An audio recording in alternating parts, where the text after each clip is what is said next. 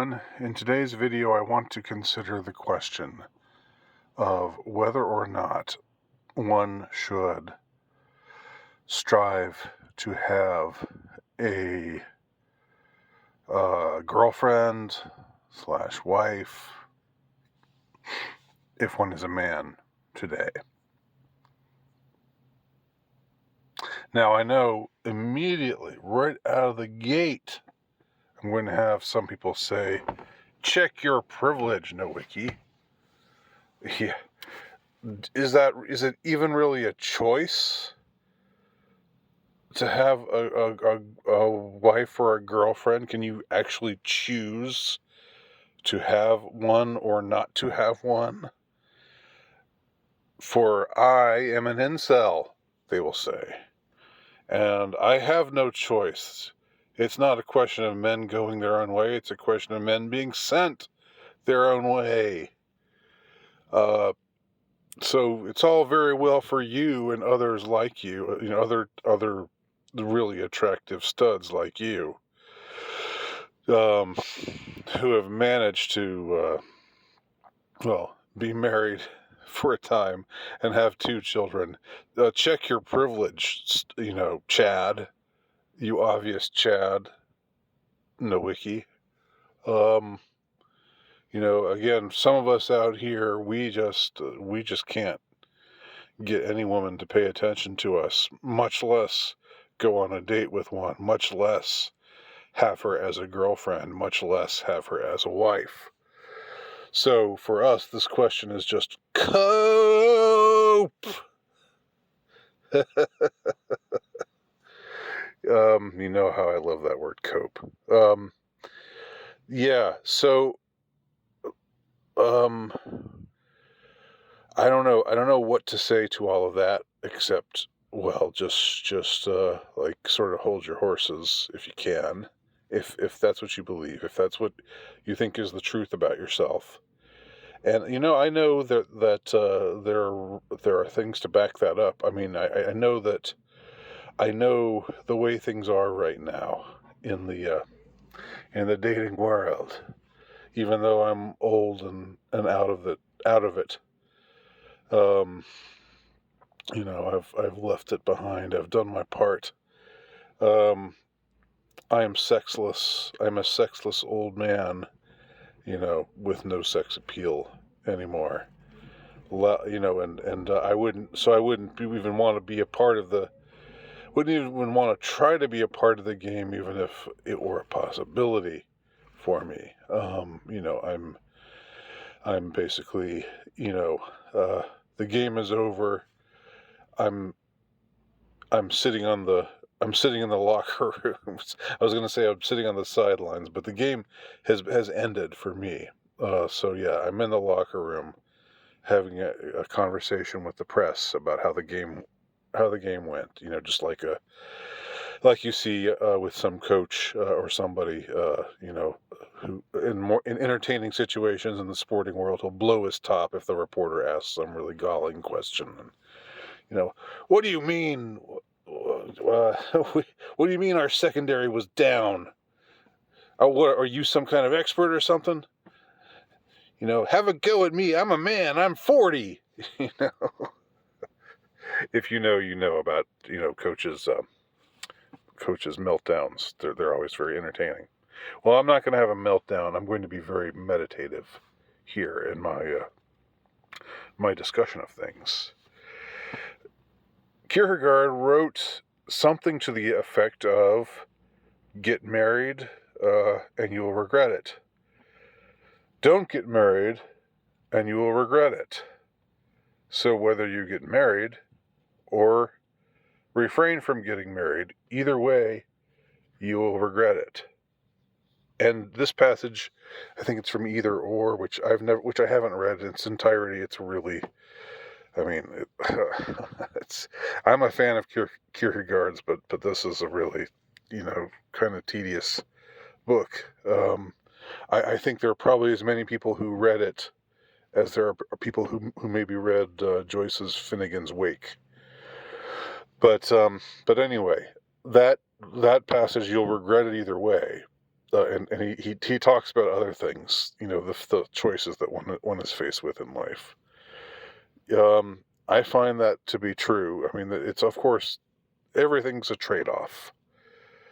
It's not like most of the time. Sometimes it's a choice between an obvious good and an obvious evil, but a lot of times it's a question of a trade-off, a question of between these two choices, which will be, um, on the whole, more beneficial, being married or not being married.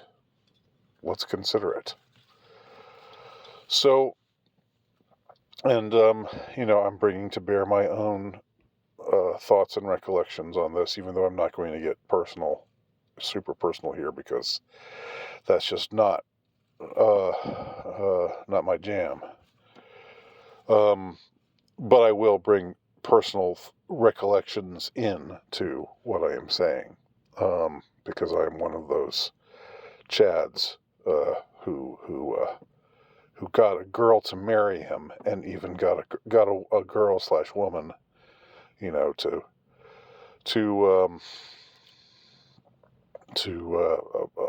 to sire him two precious children. So so obviously I'm a Chad to be worshipped for that reason. Anyway, so what are the pluses and the minuses? Well, let's start with the pluses, okay? And I know, like, some of you out there, the ones I referenced early on in this video, you just kind of think, because you talk about cope, you think that somebody saying, well, I just prefer not to be married, I prefer not to have anything to do with the dating scene, I prefer to go off on my own. You shout, cope, cope, cope, you're just coping. You were sent your own way, you're not going your own way, cope. I mean, I know you guys, I know how the kind of things you say. But here's the thing, okay? There are actual people out there. There are men out there who aren't just quote unquote coping when they say, I'd rather be single. When they say it's just not worth it. When they say the juice is not worth the squeeze, and so on and so forth. You think that's all that they're just saying that because they've been rejected, and therefore they don't have any options, and therefore they're just lying to themselves and trying to make it sound, sort of the sour grapes kind of scenario where you never had this, and you never could have it, so you're going to just decide you never wanted it. But I'm telling you that right now that is absolutely untrue for a lot of men. Okay, and I might be one of them. I might just be one of them. So what are the benefits of marriage? The benefits are or let's just say of being in a serious relationship, and which will lead to marriage. The truth is that you feel less alone in the world when you're with someone who you are convinced loves you. The truth is that that's a wonderful feeling, as long as it lasts. And I'm not just talking about the honeymoon period. I know there's a difference between the honeymoon period where you're floating on cloud nine, and then things get more real, and it changes, and it's not the same. It's not things don't have the same spark they had early on, but yet in scenarios that I'm talking about, love still endures, and you still know that you are not alone in the world. Now that's like maybe this is more like what modern marriages are like, because when in the day, in the 18th century, when people married, you know, uh, for more practical reasons, because I don't know, this family knows that this family and that family decided it would be a good match, and the people who uh, the guy and the girl who end up getting hitched didn't really have as much say in it as the situation is now, where it's just like, find someone who's good for you and marry them, which is the scenario now, especially in the West. So I'm just going with that. Okay. Maybe in previous generations, there was no question of like, oh, I found someone who completes me, or any of those romantic notions. But, and I'm not saying it's like a you complete me kind of thing, but I can say from experience, I can attest that knowing that you're loved is something that helps you feel less alone, and it is something that yes, it's different from having friends. I mean, you have friends, maybe, I hopefully, and that your friends love you, and no homo, but when a friend has your back and stuff, that's a great feeling and all, but it's not the same thing as having uh, a girlfriend or a wife, something like that. It's as far as not just an ego boost. It's not just that. That kind of makes it sound crass. It's more than that. It's it is, of course, like it helps you feel more um, affirmed, as a man, that you're desired, and all that. But on the other hand, it's also just a sense of, well, I've got somebody with me, and we're gonna be together um, through it all. No matter what happens, we'll still be together. We'll work things out. And unfortunately, that's not always the case, even when you think you've entered into a scenario where both of you strongly believe till death do us part. You find that that's not always the case, unfortunately. But anyway, I'm putting things on the, like, in the side of the ledger. I'm just saying, psychologically speaking, it does provide a boost. Now, on the negative side,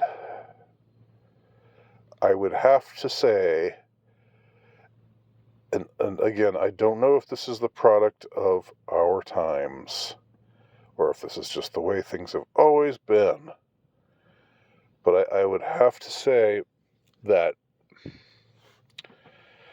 when your wife becomes unhappy, then it is all too often the case that she associates her unhappiness with you. And if you are in that unfortunate situation where your wife, who you thought was a ride or die kind of person, but if you find that she's not happy with you, and of course, I can hear some people saying, well, maybe it's your fault. Like, what have you done to make her unhappy with you? And of course, there are times when it's true, where as a man, you might not be living up to what you should be. But I'm telling you that if she's unhappy, you can be doing everything right. And I say this from experience, I say this from observation. You could be doing, and not to say that I was doing everything right. I would never claim that, but I would say I thought I was reasonably living up to my duties. But nevertheless, if she's not happy, then then I'm afraid that there's nothing you can do. If she's unhappy and she thinks that you are a culprit in the unhappiness, if she's unhappy with the way things are, even though nothing has particularly changed that you know of, and when you rack your brain and think about it and try to and you like honestly start from the proposition that she's telling the truth, that you must be messing up in some way. Well, you can try to fix the ways that you're supposedly messing up, but it's never enough. Often, in these cases, it is often just never enough.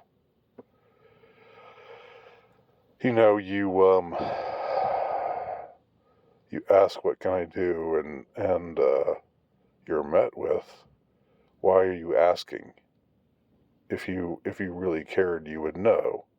I shouldn't have to tell you.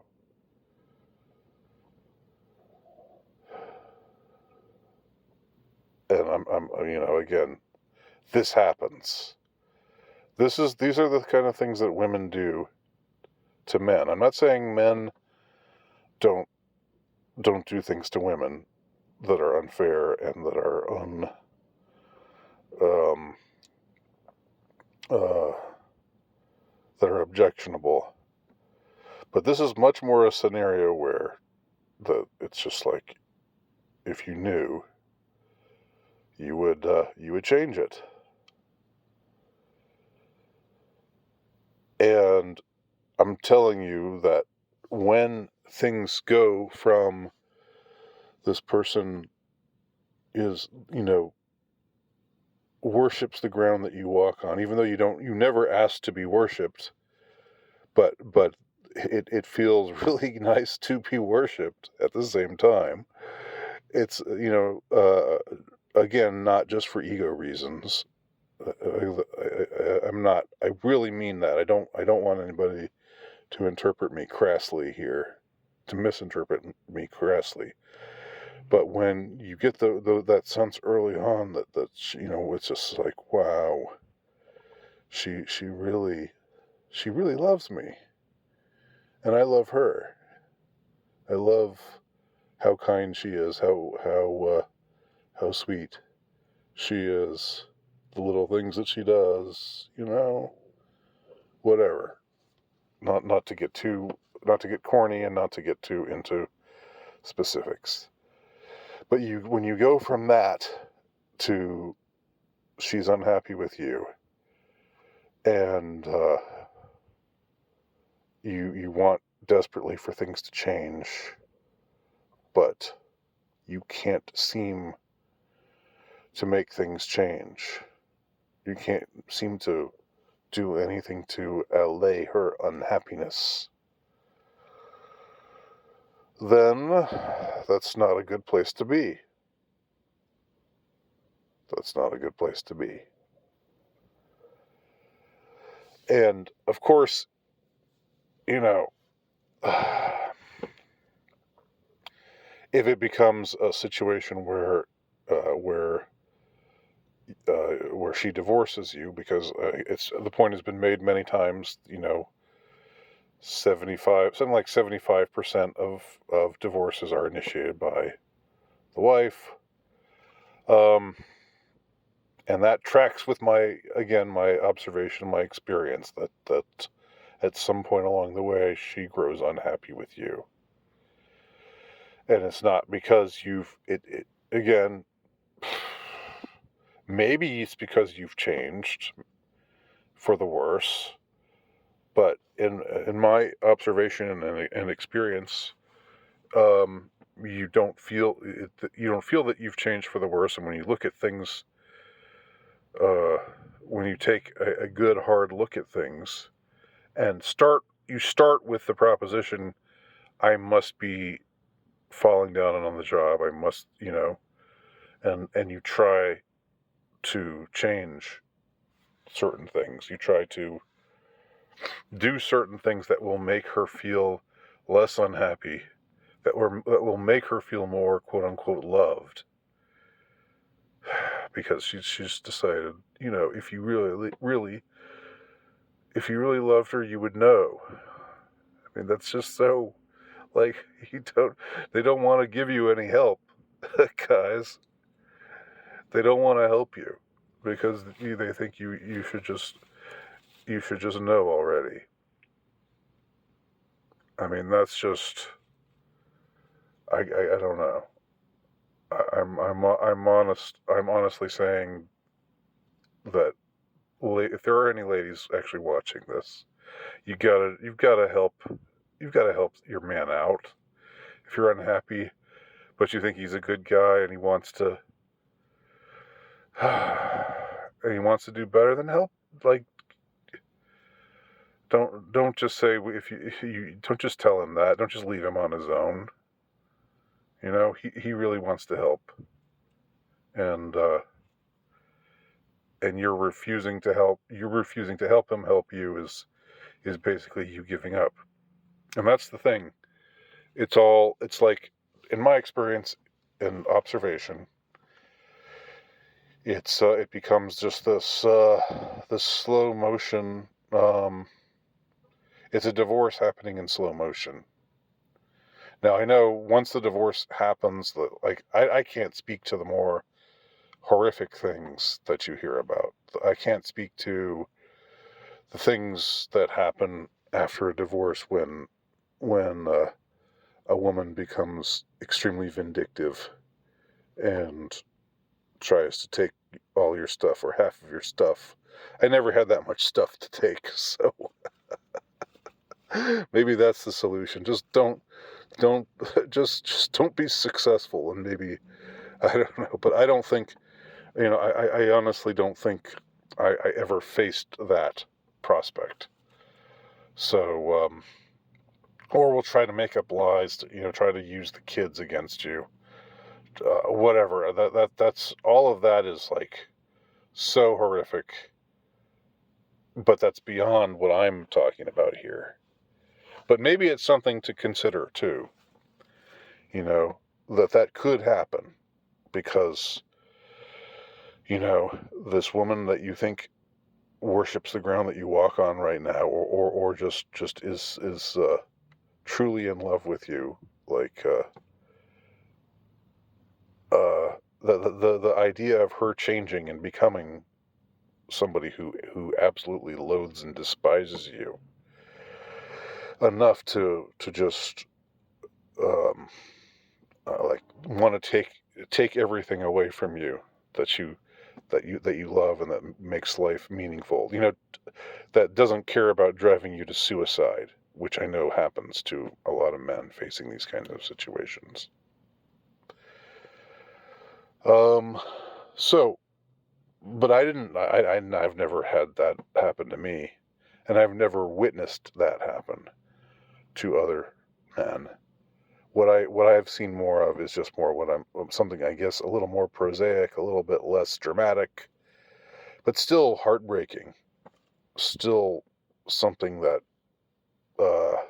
leaves wounds, that leaves scars, where she just gets uh, tired of you, or where she grows unhappy with you. I think I would rather put it that way than that she gets tired of you. Because I'm trying to be fair here, even though I'm obviously biased. I'm trying to be fair. Saying she gets tired of you makes it sound a little like you're just like, I don't know. Um, um, like you're tipping the scales unnecessarily. You're trying to make make there be make her sound more worse than she is. But what I can say for certain is she's just you just can't, in her eyes you're just not getting it done, and nothing you do, you find that nothing you do will change that. Well, that's a pretty terrible feeling. It makes you feel lousy. It makes you feel like you have messed up, and it doesn't. It makes you feel like less of a man. It makes you feel like, I don't know. It's not a good feeling, and eventually it turns to resentment, because you can only say, what can I do, what can I do, what can I do, so many times before, and get very little help, or when you do get help, and then you try to I don't know, do these things that she's saying, but again, it's never enough, and there's never any. It's like I don't know. You didn't why well, you never had problems with this before, right? There was no warning sign early on. I was never, you kind of knew who you were marrying, what he was good at and what he wasn't so good at. Anyway, so I would say, all in all, uh, that what are the chances of you avoiding this in your own marriage if you end up getting married? That's the thing to ask. I myself was completely blindsided. I've known other men who were completely blindsided by women suddenly becoming unsatisfied, suddenly feeling that you're just you're not getting it done, and so was that worth it? Was it worth it to go through the period of relative bliss early on? Was it worth it to have ended up there in that place where you're at, when you just feel uh, lousy? That's where the rubber hits the road, in the question of, is the juice worth the squeeze? To use two different metaphors simultaneously. I don't think I'm mixing metaphors, but I'm using them both simultaneously. That's what it's all about.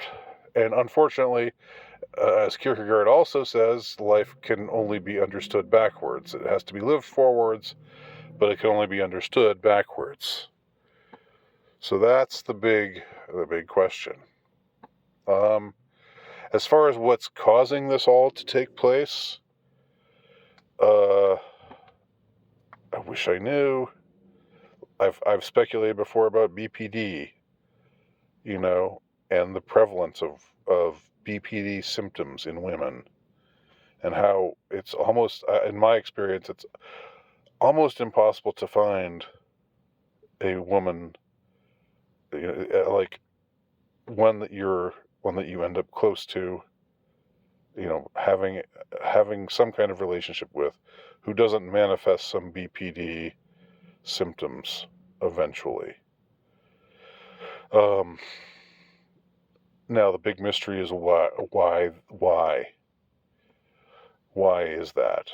And I reject any kind of,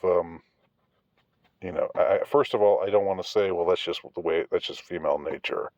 I refuse to believe that. I mean, call me a fool.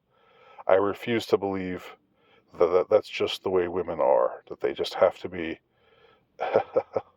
they just have to be borderline personality disorder. They have to manifest those kinds of symptoms. I don't think woman is insufferable in her nature. I just don't. Something must have happened to make so many of them this way, or maybe I'm just cursed. But I don't know, because I've heard other men say the same thing. All the women that I meet are crazy. So, and these aren't from guys who are, misogynists. But it's unless you just think I'm a misogynist already for raising these issues and for having the kind of perspective and philosophies that I do, in which case, whatever, have at it, with your ad hominem beliefs. But anyway, that's the choice you're left with, okay? So younger men who come to me for wisdom, I don't know if anybody really does, but if that actually is the case, this is what you have to ask yourself. Does the good feeling of the early years make everything okay? Make all the bad things that come later, or do you know that you can avoid the bad things that come later? Is there a magic bullet to avoiding the bad things that come later? Is it being rich? Is it becoming rich? I mean, I never became rich, but I know men who became rich who that didn't stop their wives from still hating them, or not hating them, but from still being dissatisfied with them. So it's obviously not just a question. There's no silver bullet. When she's dissatisfied, I'm afraid that's just something that you just, that's beyond your control. That's just my impression. And I'm just being real with y'all here. So I think I'll bring this video to a close right now. Give me your thoughts below. Thanks for watching.